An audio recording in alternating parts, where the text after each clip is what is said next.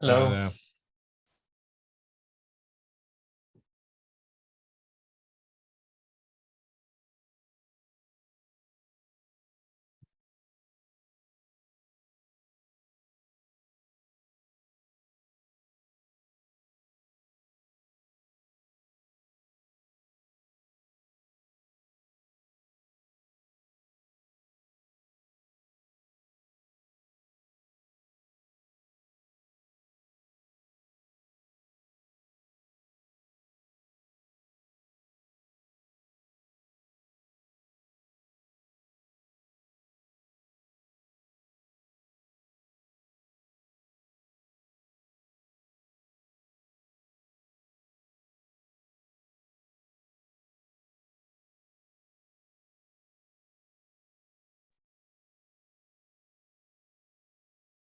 Hey everybody, Hi there. what's going on?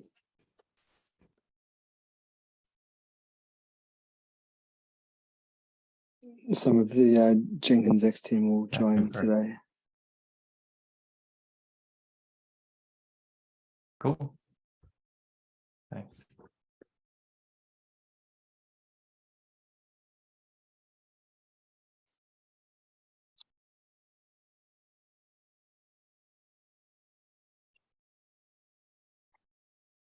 So let's wait another minute. Maybe I know Emil is not going to be able to join today. Let's see. Eric can join maybe.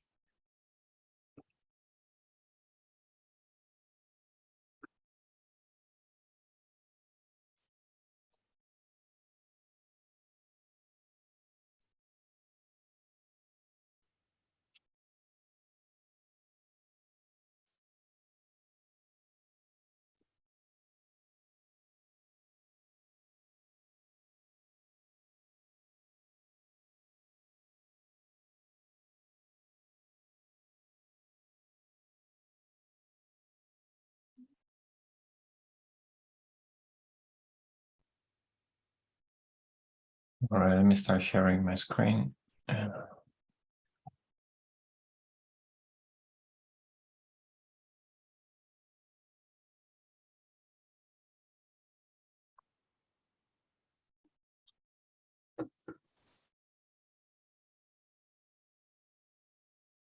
Hello, good morning. Hello. Hello, How are you? Archie. Good morning. Welcome.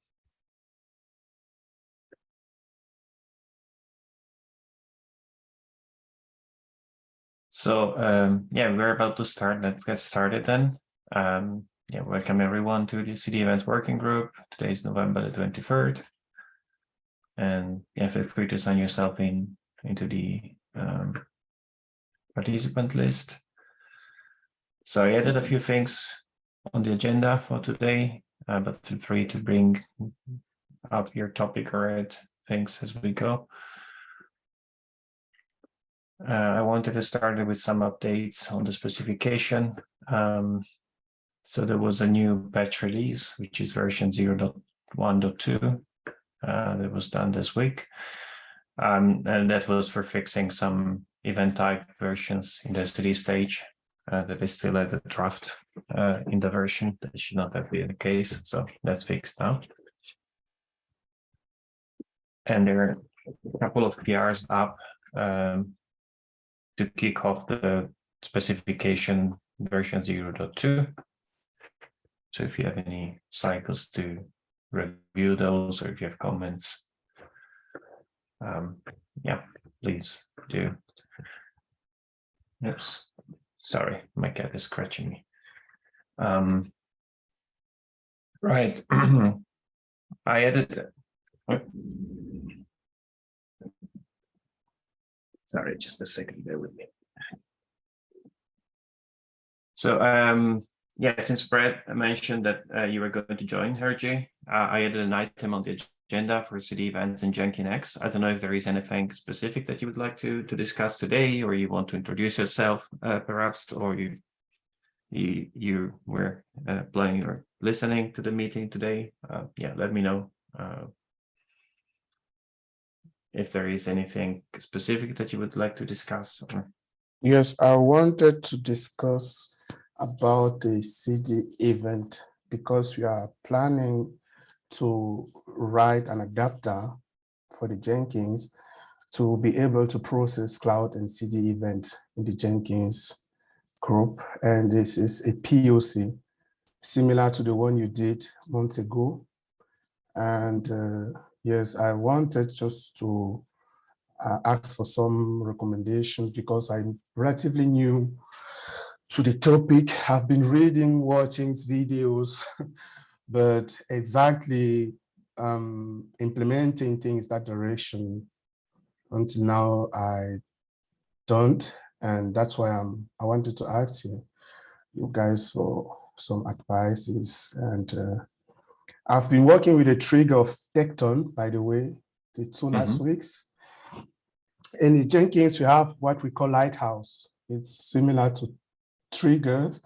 It's able to listen for webhooks, stuff like that. And what I've noticed in Trigger, for example, is the event listener. So it's able to listening for events and give it to the trigger. We have a trigger binding, we have a trigger template, stuff like that. I found it really interesting, but how to do it in Jenkins is in this different way. I don't know how to where to start, and I just want to ask for some advice. I've started attending to the CD event, but I stopped months ago, so I back now, and I wanted really to contribute in that direction, POC for Jenkins, and it's hard. I'm a software engineer, by the way, working from Frankfurt in Germany. Yeah. Yeah, welcome to the team, or welcome back. And yeah, so I'm not familiar enough probably with Lighthouse or Jenkins to give you direct advice, but maybe that's some discussion we can have offline, or I don't know if anyone has some advice that they would like to give. I mean, I'm assuming that's for the receiving side that you were mentioning. Exactly. That listener, right? Yes. So I think it would be interesting to understand what kind of events you're interested in receiving in Jenkins, if it's all CDEvents or specific CDEvents. And we are planning to start with CI event first. Yes, like when the pipeline is triggered, when a pull request is made, something like that, first of all. And okay, yeah, that's really cool. Yeah, I think Lighthouse is kind of a version of Prow, as far as I know, isn't it? So it's based on Prow originally. I'm not entirely sure if that's a component that you're referring to. Yes, it's actually the component, but they are moving away from Prow. They want to have their own listener, something like that. And, I see. Okay. Yeah, so we don't have like a common listener yet as part of CDEvents that you could reuse. And that's the reason why for like the POC we've done so far, we've used different components. So we have used Tekton triggers in some cases. For some other cases, we've written some ad hoc component for that to receive the events. I mean, for a POC, I guess you could start with Tekton triggers if you wanted to have like a quick start and see, to evaluate what you can do there with the events if you're missing something in the events and so forth. So that maybe could be a good starting point. Do you have any issue or epic in GitHub about this work that maybe we could reference here? We could continue the discussion. Yes, Brad asynchronous. started. Let me share the link with you here. We started we created a repository for that, and there's a pull request there, and Brad did the pull request there. Yeah, it's sort of like almost like a draft PR at the moment, where we're doing a few changes to it based on recommendations from the team. And the idea is that we could use the new GitHub action that we're making to trigger, to push the event, and then we can receive it on the Jenkins X side, so we can sort of consecutively do the two projects. Oh, cool. Okay, so okay.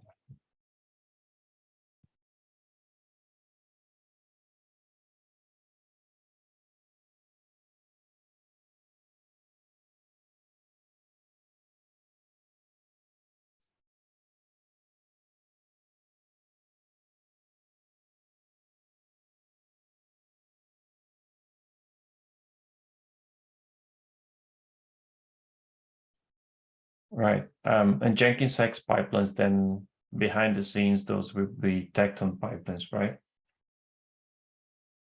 Yes. Okay. Yeah, maybe it makes sense then to look into Tecton triggers, as you were mentioning, since it's been built specifically to trigger Tecton pipelines. So maybe that sounds like it would be a good fit for you to work with.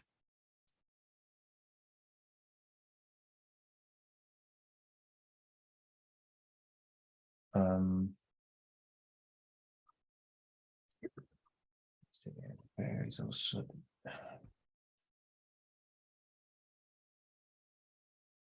trying to think if there's some examples that I'll try to find some examples. There's one in your personal GitHub repo, right? That we've all seen as well. That we'll probably just copy. Oh, okay, so you have that already. Yeah, it's good that we copy it, so we learn how exactly it works instead of just using your code. So we can use that as like as a reference or a baseline to the adapter.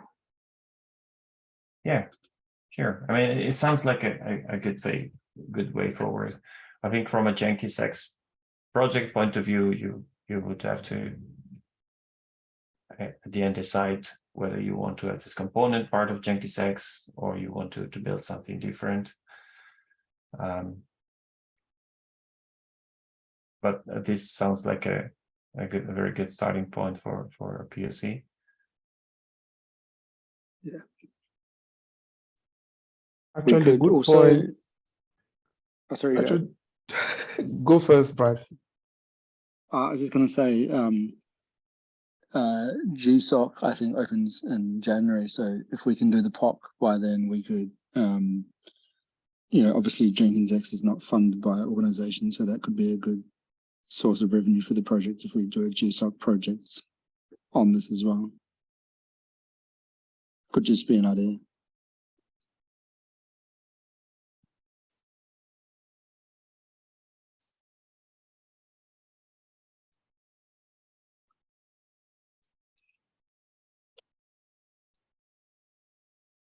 Yeah, definitely. But I think, yeah, the more, I think GSOC project probably needs to be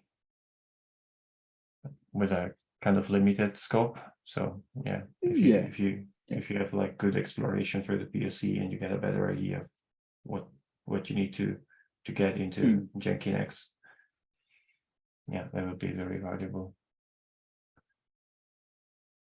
Cool. No, this is really exciting. So thanks for bringing this here.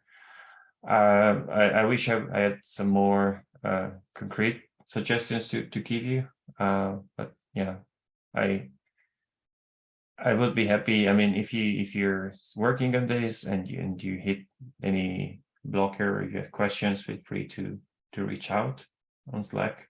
If you have questions about my code, I mean, we can do like a session or doc to go through what's in my code and so forth. If that helps. Thanks. Thanks.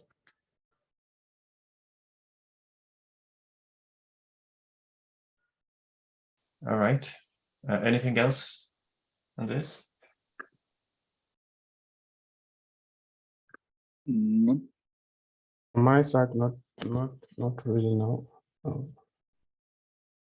Maybe if you have some diagram, something like that, because I've read somewhere on GitHub that there's a diagram, but only for member, visible for member of the CDEvent group, I think, or SIG group.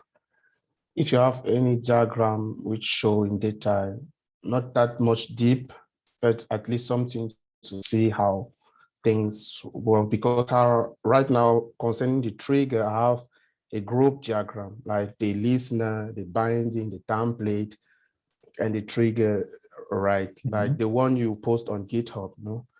And by the diagram, I mean the sequence diagram happening behind all those components. If you have something like that, it would be helpful to start with. Yes. Yeah, I'm not sure I have a sequence diagram. But Not only sequence diagram, just something which show things in more detail. Or I can draw something and show you, send it to you on Slack, and you can discuss on that. Give me some recommendation and stuff like that, maybe. Yeah, that sounds like a good way forward. If you have a diagram that you're not able to access, yeah, I don't think that it should be the case. So let me know if you can send me the link. We can try and fix the permission so you have access. I don't think we have anything that. Okay. We shouldn't have anything that is private or just limited to SIG members. But yeah, if you have some links that you cannot access, just let me know. I'll try to fix it for you. And for sure, I mean, if you want to also to paint your own diagram and we can discuss on it, that works as well, for sure. Thank you.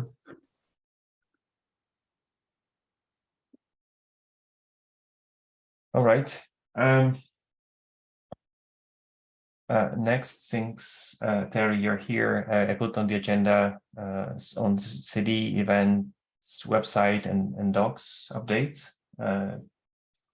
And if we have things to discuss about it, one thing that, at least one thing that I wanted to ask you and the rest, how we want to do it is that your PR on the specification to make the new like landing page with the nice icons and text and everything. It's merged now, but it's merged on main. And currently the website is pinned to the spec v10 branch so that we show only a release version of the specification. So I wanted to ask you what do you think we should do there? Yeah, I mean, so we had a chat earlier in the week on the previous session that you weren't able to attend. Okay, sorry. And the consensus there was that it was fine to put look and feel changes into the current version number of the spec, so long as they weren't making changes to the API definitions. So the general view was that it would be fine to at this stage, while we're still on pre-version 1.0, just tidy the documents up and either bump the tags so it points to a different commit, or do a minor point release if necessary. Right. So because for on main, we'll keep the draft version.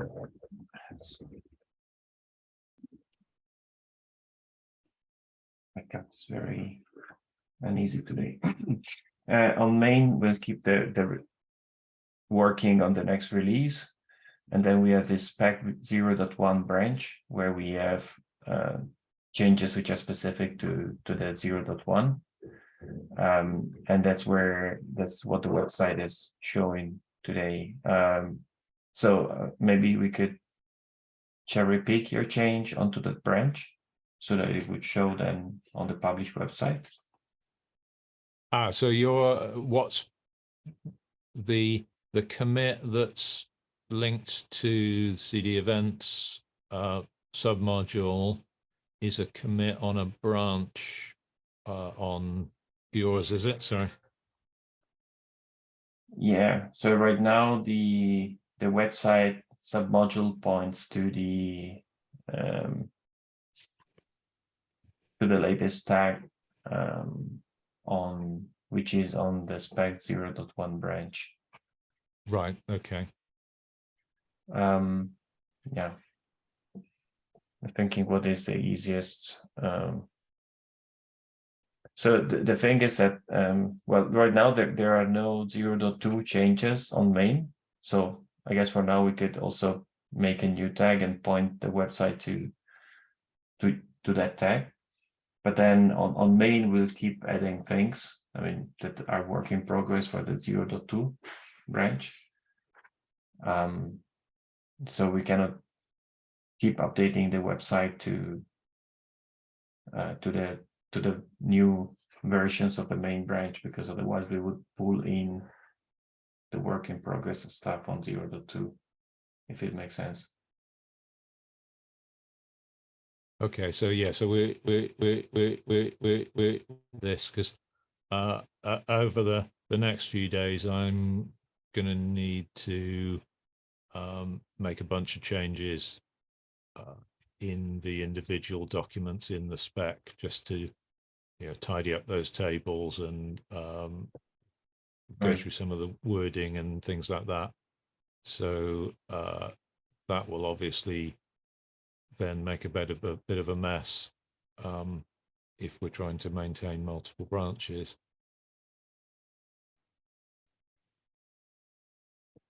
Right. I mean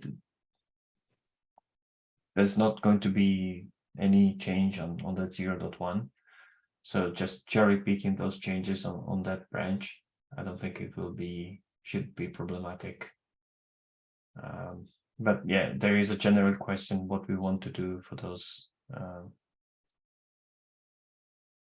for these kind of changes, because they are in the spec. So as long as they are in the spec repo, they are versioned, so they are kind of bound to a version, right?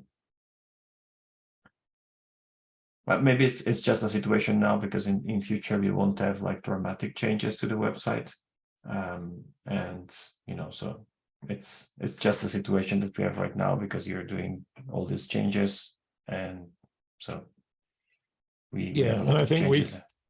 Obviously we're planning to time box this, so yeah, we're aiming to get all these changes done by the end of the month.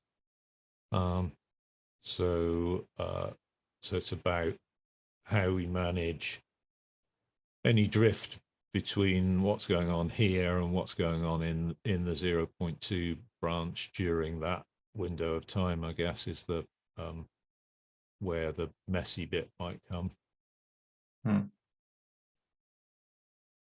Yeah, so the plan we had in place until now was to use the main branch as a development branch. So the 0.2 branch is the main branch. And then we have branches for dedicated releases to do like patch releases there. So today we only have the 0.1, so we have the 0.1 branch. So any change to the 0.1 branch goes there. And any change for 0.2 or in general for for the spec goes on. They go on main. Okay. So I think so that's okay. So yeah. we haven't got 3 versions of things that we need to manage at the moment. We've only got a working folder which includes 0.2 and the cleanup stuff, and then the frozen 0.1 branch. Okay. Yeah, exactly. And the published website today points to the 0.1 branch, so that it shows a released version. In the beginning, it was pointing to, updated to main, but as we discussed, yeah, that's not, we don't need to do actually nightly updates to the latest main there. So I switched it to the spec 0.1 branch, so it takes updates from there. Okay. So yeah, my suggestion would be simply to cherry pick and replay the things that you merged on main on that branch as well, so they end up on the latest website, on the website as well. And then when we in future we do a 0.2 version, I mean they are there as well. So do we have anything in main at the moment that is part of 0.2? Not yet. There are 2 PRs that I mentioned on the top, but they're not merged yet. Okay, so we are going to start getting into a problematic situation fairly shortly, where we're going to have difficulty merging those changes and getting some of them into that branch.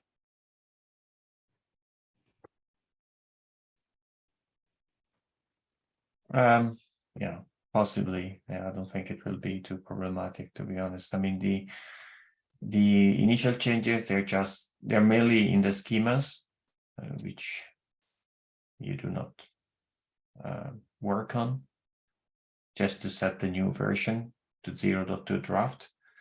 Right. And then the main area I'm working on right now is for incidents, which is a completely new file, so that will not, lead to any conflict. Right. Okay. So at the moment, I should be safe to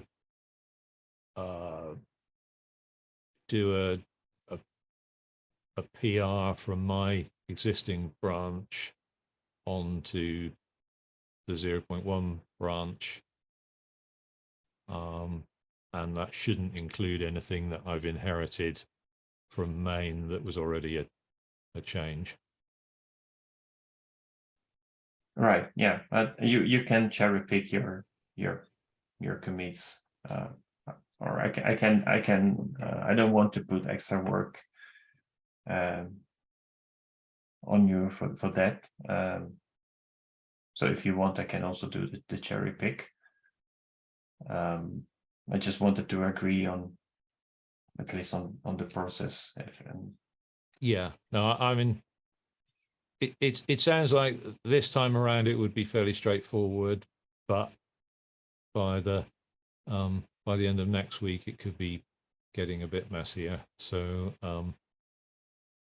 I mean, I'm happy if you want to be responsible for maintaining that branch, because you've got a better understanding of what changes are going on overall. So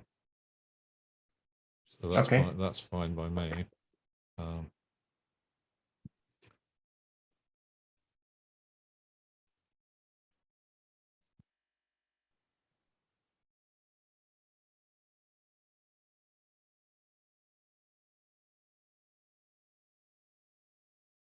Okay.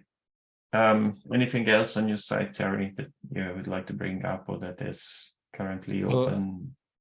One of the things that we haven't talked about yet, but which has clearly come up today, is the diagrams. Okay. It would be nice to have more diagrams included within the spec. I was going to sit down and have a think about what the best way to do that is. Now, obviously, we can create SVGs and import them. For GitHub, there is a basic sort of diagramming tool that's supported in the Markdown. Yeah.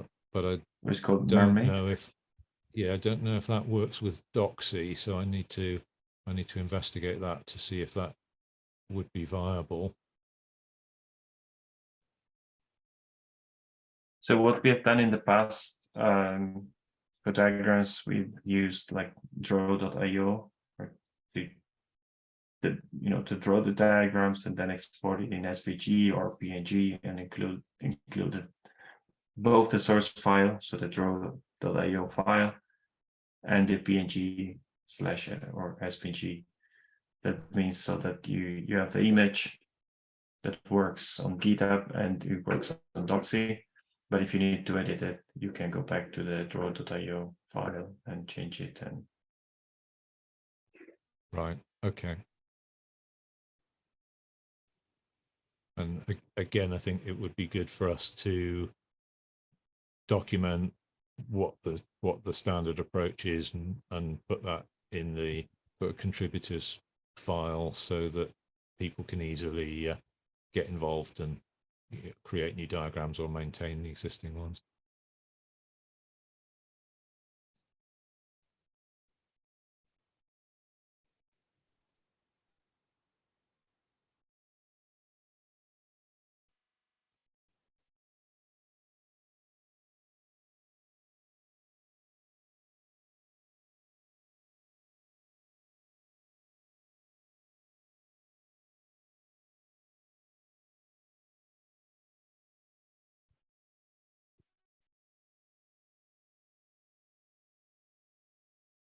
okay.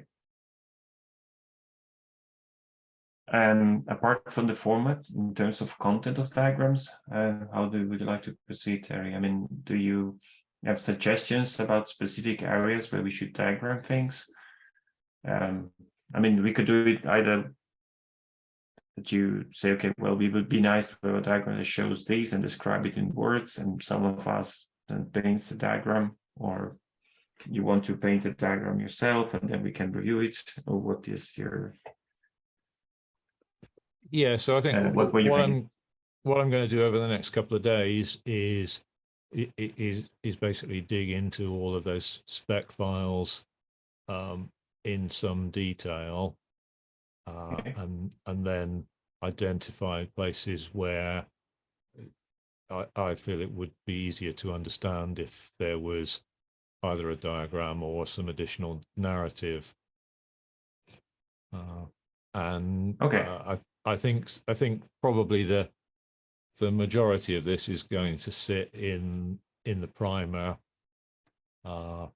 just to make it easier to get the basic concepts across quickly. So probably the bulk of this is just going to be doing the really obvious stuff that isn't necessarily obvious when you've come to this cold. Okay. All right. Sounds good. Anything else? That's it for me. Is blocking. All right. Thanks, Terry. Yeah, I was open to maybe chat with if Eric was here and Emil today, discuss about incidents events. But what I can do, I mean, this is more like some thoughts I'm having about incidents, events, and what they might look like. I can give a short introduction, and yeah, if you guys have comments, let me know. We can discuss about this.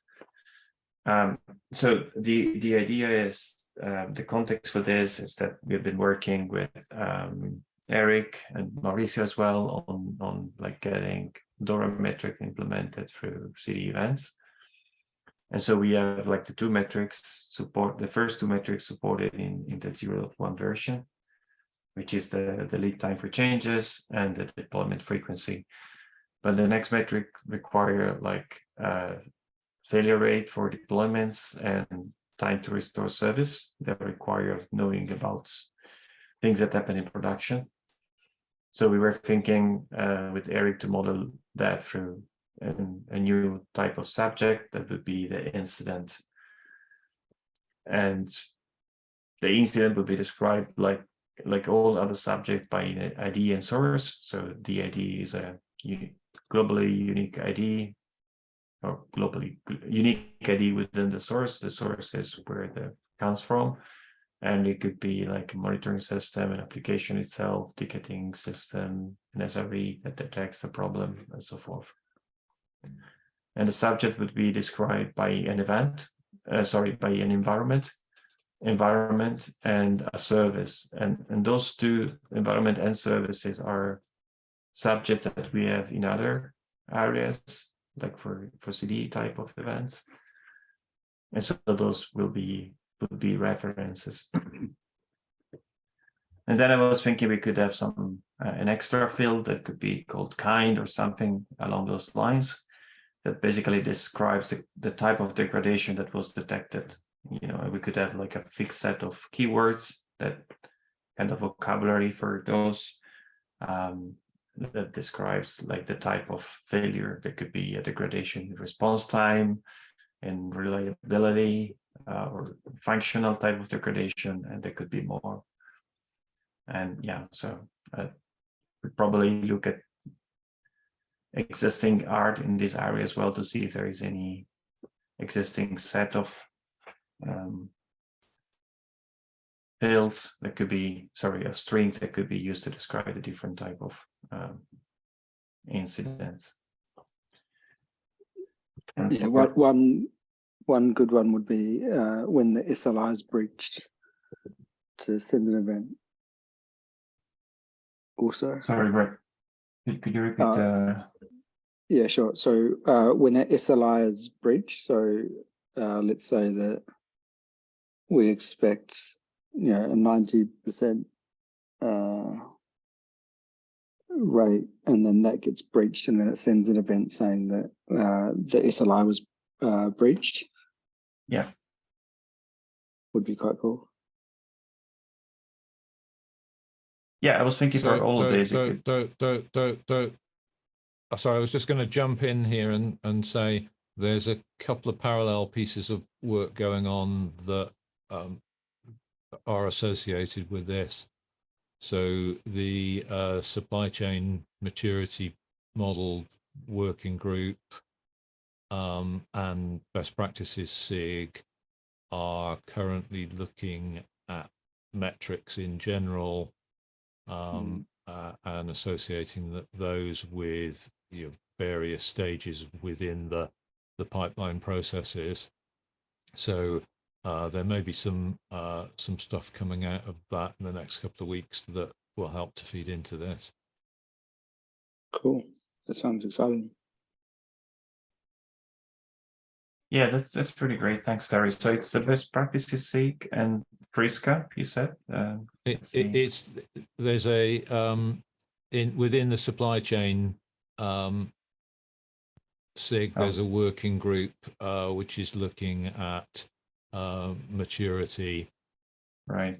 Yeah. And we're trying to get the two groups together in the next best practices SIG meeting to actually sit down and run through the list of key activities and then document metrics associated with those, so that we've got some mappings there that we can then build from.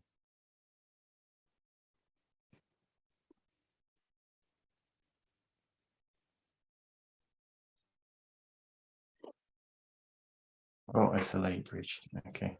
Yeah. Sorry, So I missed that. Thanks. I put it in capitals for the abbreviation. Yeah. Okay. So that's thanks for that information, Terry. Yeah, I think it would make sense to sync with that work for sure.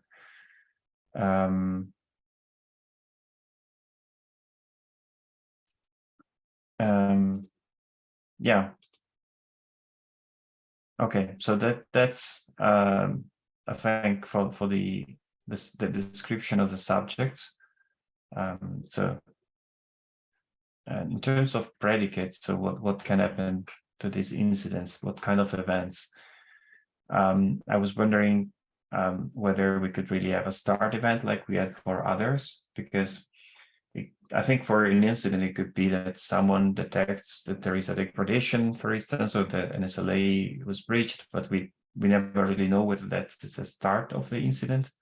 I mean, it could be, say, okay, it's the start of the incident from my perspective, but it may be not the beginning of the actual issue. So I wasn't sure whether we should have a start event or not, or maybe just have like a report type of event or an update type of event.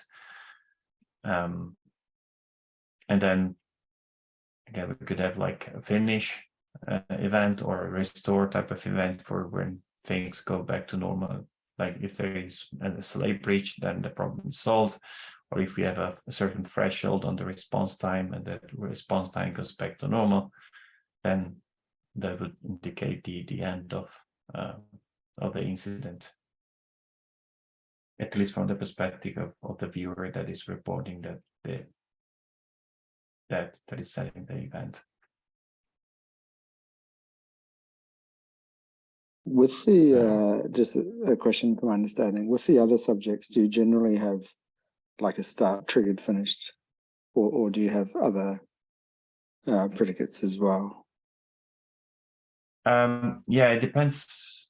It depends on the subjects. So like in the core, if you look in the core group, core events, and it's actually published from, okay. So just realize this is like, yeah. I'm thinking like maybe, I don't know if this makes sense, but a remediation event. So it would trigger remediation, or if that would just be a start, you wouldn't even need to call it remediation.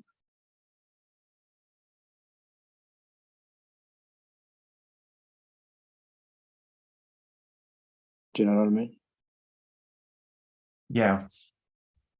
But I don't know if that would just be, if that would just send a start event to something else. So Because if sorry, go. Yeah, I was wondering, the remediation is what you do as a response to the incident, right? Correct, yeah. So really simple example that you wouldn't need because you have auto scaling, but let's say that it's a Boxing Day sale or some sort of sale.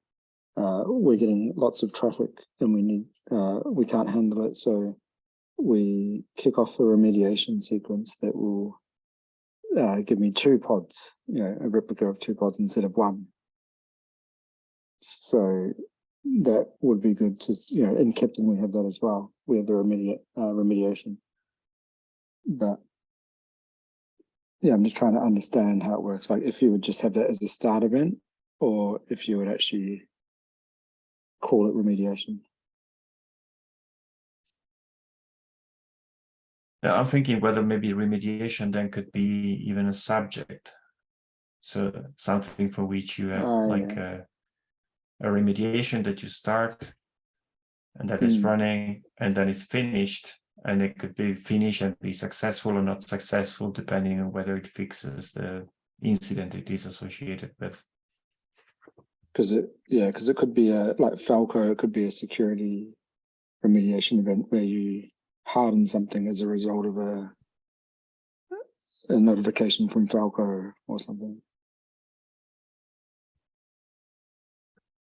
I think there may be a subtlety here, which is that an incident report can potentially be a risk or an issue. Yeah. And so the actions may be to implement some form of remediation to an issue, but potentially accept an ongoing risk without doing anything other than monitoring. Agreed. Yeah. It's because you still got to almost make the decision if you remediate or not, right? Yeah. That's what you're saying. Yeah. So I think you've got, and there's also another subtlety, which is there's the time that the incident is reported, which is not necessarily the same as the time that the problem started. So terminology might be important there. Yep.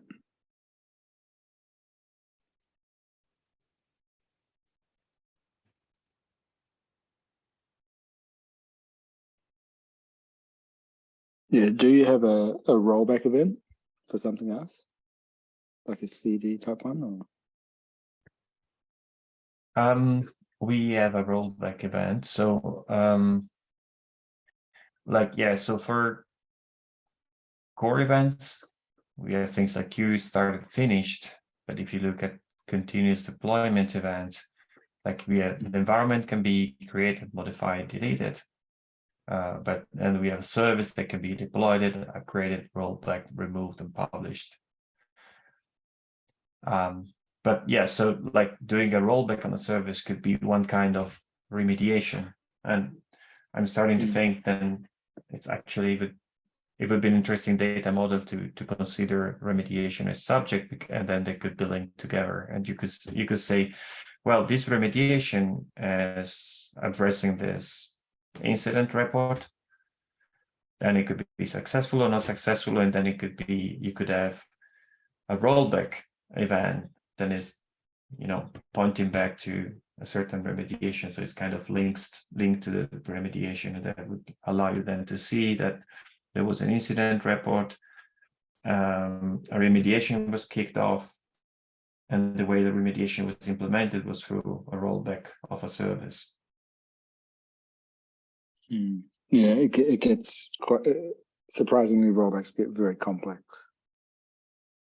Yeah, that's just one of the way, we could have have a different type of remediation that associated with a service upgraded. I guess if you change the service configuration, for instance, to scale up, that could be.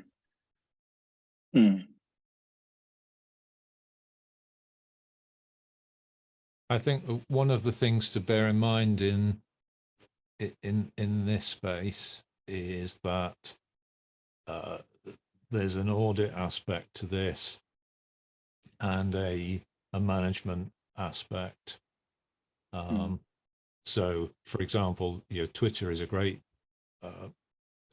way of looking at some of these situations right now, because there are lots and lots of incidents and risks where the management policy is just to ignore them for the time being. And as a result, that's creating a lot of pressure internally, because if there's no way of representing the fact that there's been a management decision to not act on something in the system, then all the metrics are being counted against the individual development teams for not addressing things that they've been told not to address. So we almost need to account for the explicit states where there's a decision not to act, and that goes into the audit trail as a management decision.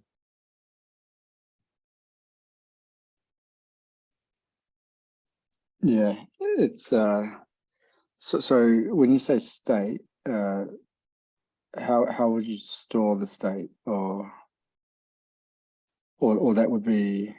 Can you explain, just so I'm understanding, about when you say state? Well, what I'm thinking about here is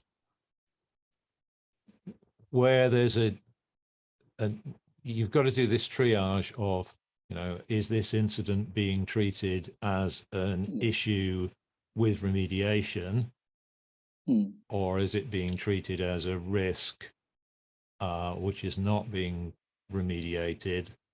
And therefore, has it been turned into technical debt, or is it just accepted business risk? So those are all decisions that might not be required at a pipeline level, but from a monitoring and metrics level, it's probably more significant. Because if this is an ongoing problem that keeps getting detected, then you may need to tell systems to downgrade the priority of certain events because they're being accepted as ongoing business risk rather than things that need remediation.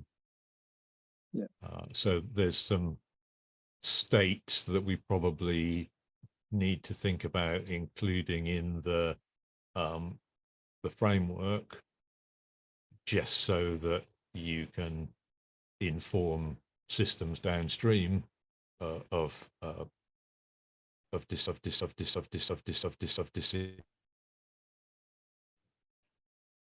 Yeah, the reason I asked about state is I was thinking of another use case. Like, imagine if you get stuck in a loop, like let's say that you bump a container image and then you need to remediate a rollback to the last one, but actually that wasn't really the problem, and then you keep downgrading back to the last number, or version. You could potentially get stuck in a remediation or rollback loop as well. So that state could be possibly like, have we tried this before, or something like that as well. Okay, yeah, that I can see that could be an issue.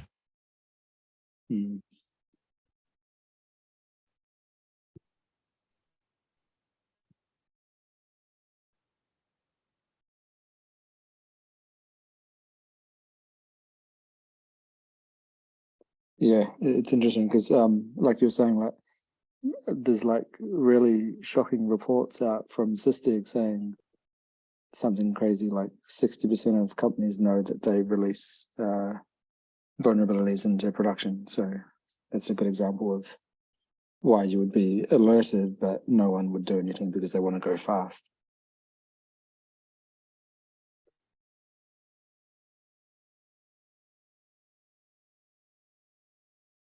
Yeah, this is pretty interesting. So thanks for this. I think maybe it could be like an ignored or accepted, I don't know, type of predicate on the incident, or like, yeah, a kind of check mark. Okay, we've seen this, decided not to act, and that's kind of a dedicated event that we could send. So you could have that event as part of your audit trail, and then you would know that this was explicitly chosen to be ignored, right?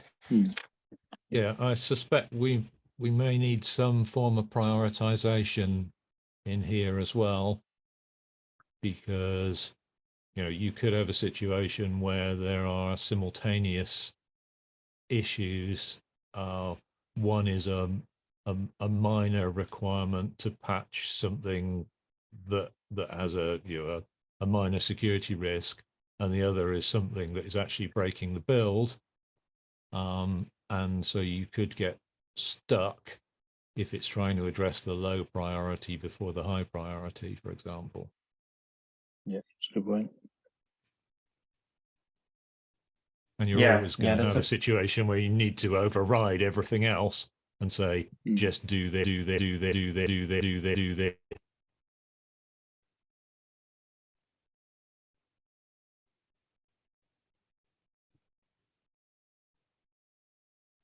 Hello? We're here. Okay, yeah. I'm sorry, I lost Terry for a second, but maybe it was on my side. Yeah, so that would mean having like priority in the incident subject. I would imagine the priority could be not mandatory field though, because it could just be a report of something that has not been triaged yet. So I guess we would then get into the area, if we had the priority there, we would get into the area of having predicates like upgrade, downgrade, triaged, all this kind of events happening per incidents as well, right? That expands the data model a lot, but yeah, I do agree it's very interesting information. I guess I would like to start with the minimal set, so the data model as small as possible. But yeah, maybe priority does need to be part even of the initial small data model.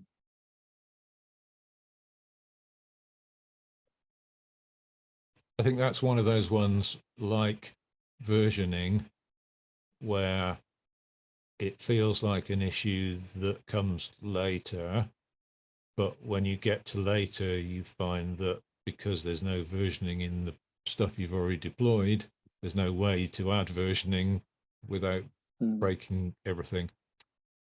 So yeah, I think that probably needs a little bit of upfront thought to decide what's the bare minimum support that we should put in from day one to ensure that we can safely enhance it later without breaking a bunch of stuff.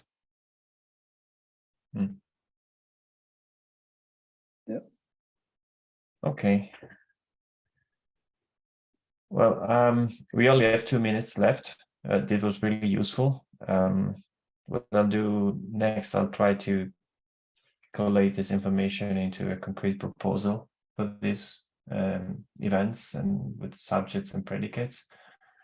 And then we can continue the discussion on it and maybe next meeting as well. Yeah, we have a few other things in the agenda, but we didn't get to them, so we can discuss them maybe next time. There are 2 minutes left. Any urgent last minute thing that we need to discuss before we close? I don't think there is enough time to get into any other topic. Big topic, I mean, so.